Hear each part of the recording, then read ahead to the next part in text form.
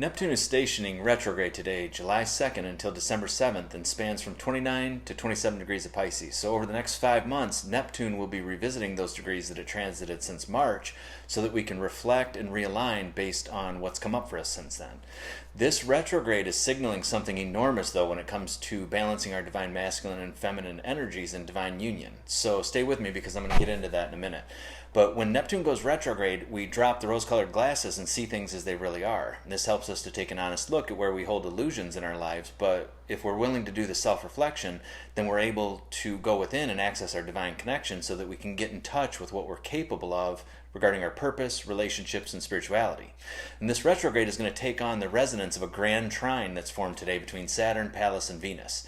I just did a video about the divine masculine and feminine being balanced right now with this trine between Saturn and Pallas, but Saturn at 19 degrees Pisces is helping to teach us that when we live in our purpose, we're always divinely protected and we always get what we need.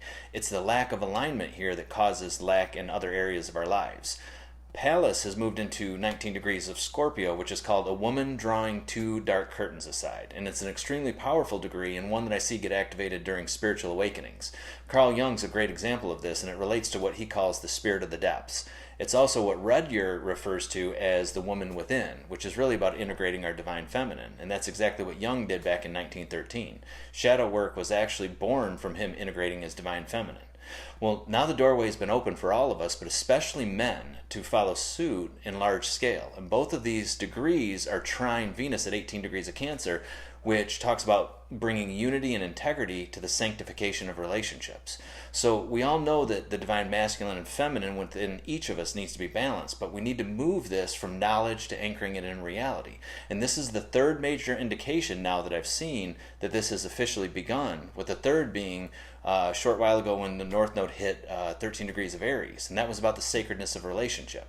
So for those of you with something specifically at 13 degrees of Aries, I'm seeing a lot of people with placements here leading the charge on bringing back the sacredness of relationship, and it's not because we're perfect, but it's because we're perfectly imperfect, and we've experienced the depths of darkness that relationships can hold, and we've also seen the light and the healing they provide, and we chose the light.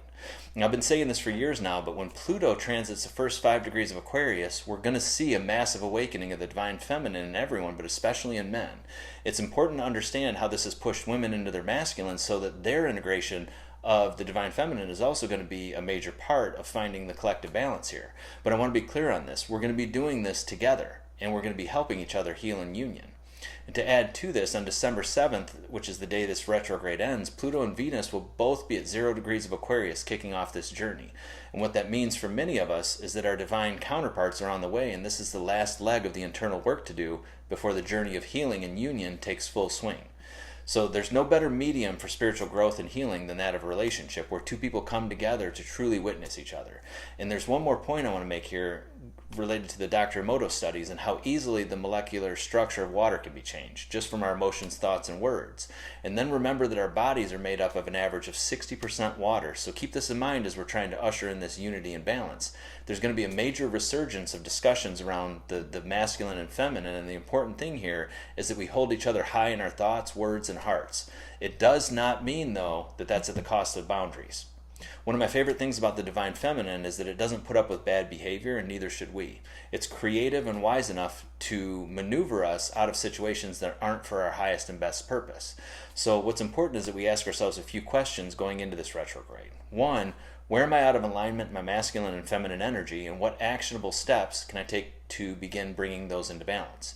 Two, where have I given up on my dreams and settled for faulty beliefs that I'm not capable or worthy of attaining them, especially that an ideal relationship for me doesn't exist? And what's a higher, more empowering truth that I can substitute for those faulty beliefs? And number three, what steps can I take towards my purpose in aligning myself with a partner and a spiritual community of friends and others who support me in that? Let me know your thoughts on this, and please make sure to share this and help me get the message out. I love you guys.